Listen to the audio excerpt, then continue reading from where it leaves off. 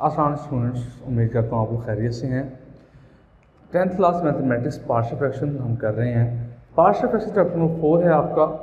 और अगर paper point of view से पहले मैं इसकी बात करूँ तो ये 2 शॉर्ट क्वेश्चन कंप्लीट करता है, उसके अलावा एक MCQ आता है इसमें से, और एक लॉन्ग क्वेश्चन इसमें से आता है, जिसका पोर्शन चैप्टर नंबर 3 के साथ बनता है। ये चैप्टर नहायत आसान है। ये आपका अगर आप इसको यहाँ पर कर लेते हैं तो FSC में आपका चैप्टर नंबर वहाँ पर 5 होता है, वो भी सारा यही है। अगर आप इसको कर लेते हैं तो वो आपका चैप्टर भी उसमें कवर हो जाता है। तो लास्ट लेक्चर था, उसमें हमने देखा फ्रैक्शन क्या होती है, पार्शियल फ्रैक्शन क्या होती है, उसके बाद फ्रैक्शन रैशनल फ्रैक्शन की बात की थी, रैशनल फ्रैक्शन की टाइप्स की बात की थी कि प्रॉपर और इम्प्रॉपर फ्रैक्शंस होती हैं। उसके बाद हम आए थे पार्शियल फ्रैक्शन की तरफ। आज हम ये पढ़ने लगे हैं कि रैशनल फ्रैक्शन जब दी होती है तो हम उसकी पार्शियल फ्रैक्शन किस तरह से बनाएंगे। हमारे पास जो टोटल चैप्टर में टाइप्स हैं वो हमारे पास 4 टाइप्स हैं। उन 4 टाइप्स को हमें 1 बाय 1 डील करना है। और मिसाल के तौर पर आपकी 4.1 जो है वो एक टाइप होगी, 4.2 नेक्स्ट टाइप होगी, 4.3 उससे नेक्स्ट टाइप होगी, 4.4 जो है वो इस तरह से 4 टाइप्स को हम कवर करेंगे। तो आज का जो हमारा टारगेट है वो हम पार्शियल फ्रैक्शन को डिफाइन करेंगे और उसके बाद हम ये देखेंगे कि कौन सी टाइप को किस तरह से हम डील करते हैं। तो आज हम टाइप नंबर 1 के कुछ पोर्शन जो है वो आज हम कवर करेंगे। तो हम पहले बात कर लेते हैं पार्शियल फ्रैक्शन की।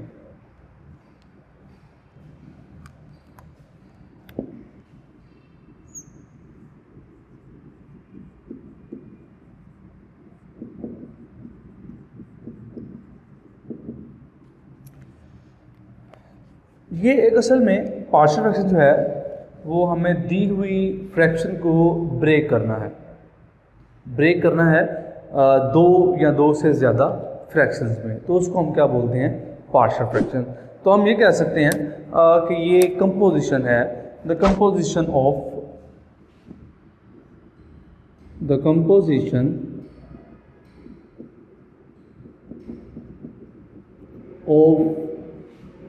of a rational fraction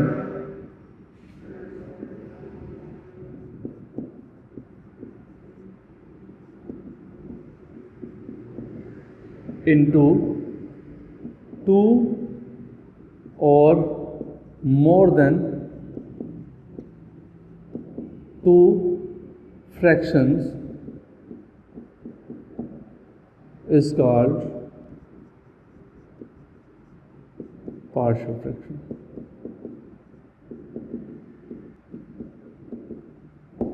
तो ये इसकी डेफिनेशन है कि दी हुई फ्रैक्शन को 2 या 2 से ज़्यादा फ्रैक्शन में ब्रेक कर देना, उसको हम क्या बोलते हैं, डीकम्पोजिशन से वर्ड लिखेंगे वो ज़्यादा अच्छा रहेगा।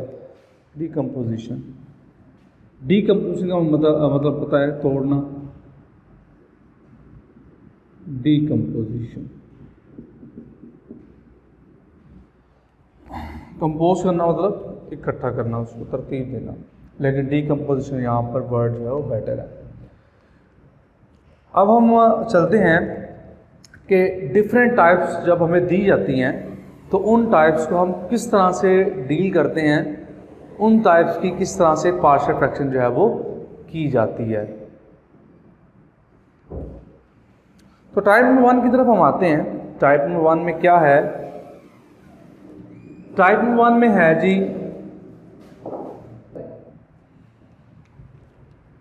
उसमें क्या होगा, उसमें ये होगा कि हमें डिनोमिनेटर को देखना पड़ेगा। टाइप नंबर 1 में डिनोमिनेटर को देखेंगे। डिनोमिनेटर में क्या होगा, डिनोमिनेटर में जो फैक्टर्स आएंगे वो लीनियर फैक्टर्स होंगे। फैक्टर्स क्या होते हैं, जिस तरह से हमने चैप्टर नंबर 1 पढ़ा है उसमें क्वाड्रेटिक इक्वेशन को जब हम सॉल्व करते हैं तो जब क्वाड्रेटिक इक्वेशन को सॉल्व करते हैं, एक्स के आंसर जब हमें निकालने होते हैं, मिसाल के तौर पर ये है x² + 6x प्लस यहाँ 5 है और यहाँ 6 कर लेते हैं, ये है। अगर हमें इसको सॉल्व करना है, अब ये नहीं कहना कि एग्जाम्पल है, इसकी एग्जाम्पल नहीं है इसकी, ये वैसे मैं आपको फैक्टर्स के बारे में बताने लगा हूँ। x² + 3x + 2x + 6 = 0, यहाँ से x कॉमन आया और x प्लस 3 आएगा और प्लस 2 कॉमन आएगा, x प्लस 3 आएगा। और इसको लिखते कैसे थे हम, x प्लस 2 और साथ में लिखते थे x प्लस 3। ये जो यहाँ पर लिखे हुए हैं ये मल्टीप्लाई हो रहे हैं, ये असल में फैक्टर्स होते हैं, इनको हम बोलते हैं फैक्टर्स। ये फैक्टर्स हैं जी, और इन फैक्टर्स को हम कहेंगे ये लीनियर फैक्टर्स हैं। क्यों लीनियर फैक्टर्स हैं, यहाँ भी x की पावर 1 है, यहाँ भी x की पावर 1 है। तो टाइप नंबर 1 हम आज डिस्कस करने लगे हैं। टाइप नंबर 1 में क्या होगा कि जो डिनोमिनेटर होगा उसमें लीनियर फैक्टर्स आएंगे। तो हम इसको लिख लेते हैं। टाइप नंबर 1 पार्शियल फ्रैक्शन की type number 1, type number 1, when the denominator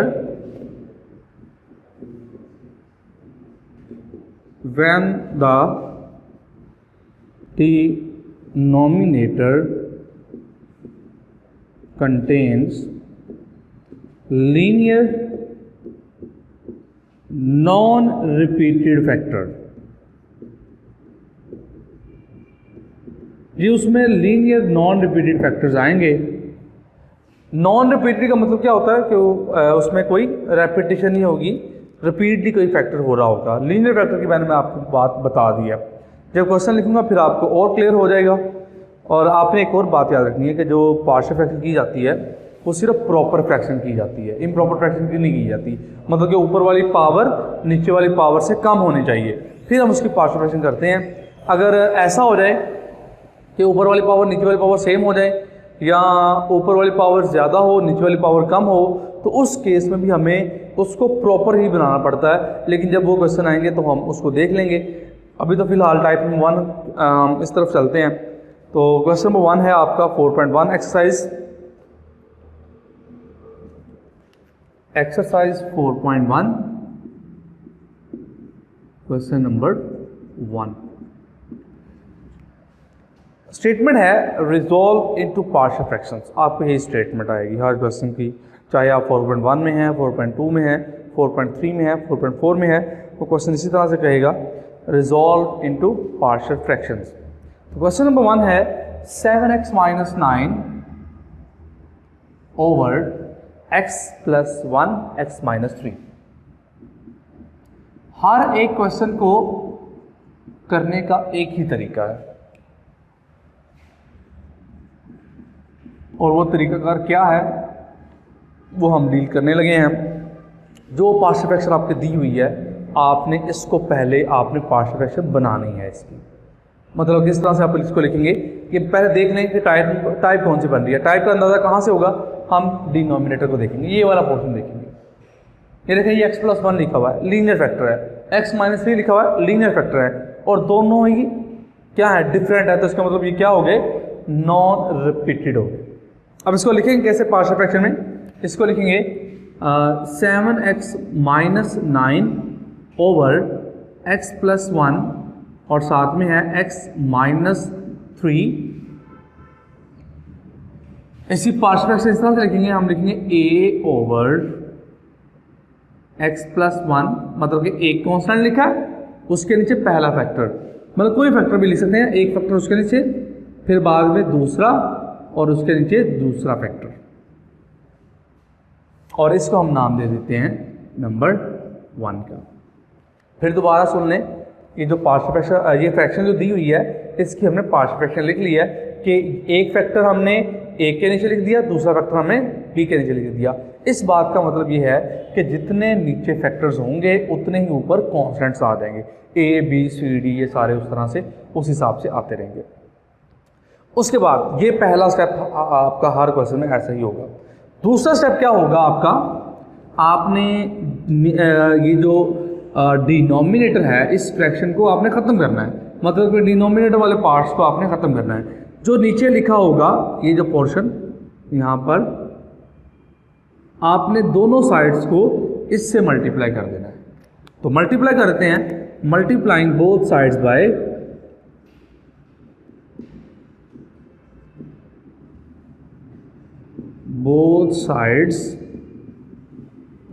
bye x plus 1 x -3, इससे हम दोनों तरफ मल्टीप्लाई कर देंगे। तो जब मल्टीप्लाई करेंगे देखिए जी 7x - 9 वैसे का वैसे ही आएगा। ये क्या लिखा हुआ है, a लिख दें। इसके नीचे क्या लिखा हुआ है, x + 1। कौन सा फैक्टर नहीं है, x - 3, तो वो लिख देंगे साथ में मल्टीप्लाई।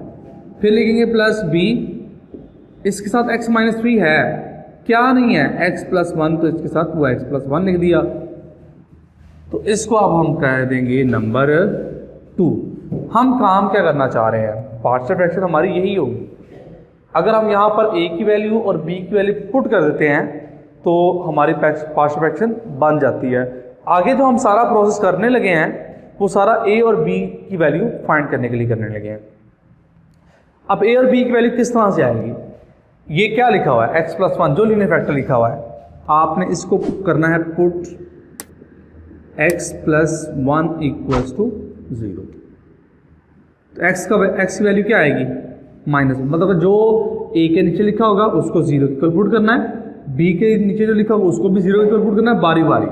तो जो वैल्यू x की आएगी उसको पुट कर दें नंबर 2 में। जब 2 में x की जगह -1 रखेंगे तो ये आएगा 7 - 1 - 9, और a वैसे का वैसे ही x की जगह क्या पुट करना है, -1 और -3, और +b -1 + 1। अब ये क्या आएगा, -7 - 9 = a और -4, ये आ गया -16 = -4, - कैंसिल आउट, a भी साथ में है। तो इसका मतलब ये हुआ कि a की वैल्यू आ गई 4 की। तो b की वैल्यू निकाल लेते हैं जी। उसके लिए अब क्या करेंगे, a की वैल्यू तो आ गई, अब b के नीचे क्या लिखा हुआ है, x - 3। अब इसको पुट करेंगे 0 इक्वल, पुट x - 3 = 0। x की वैल्यू यहाँ से क्या आएगी, 3। इसको किस में पुट करना है, नंबर 2 में पुट करना है।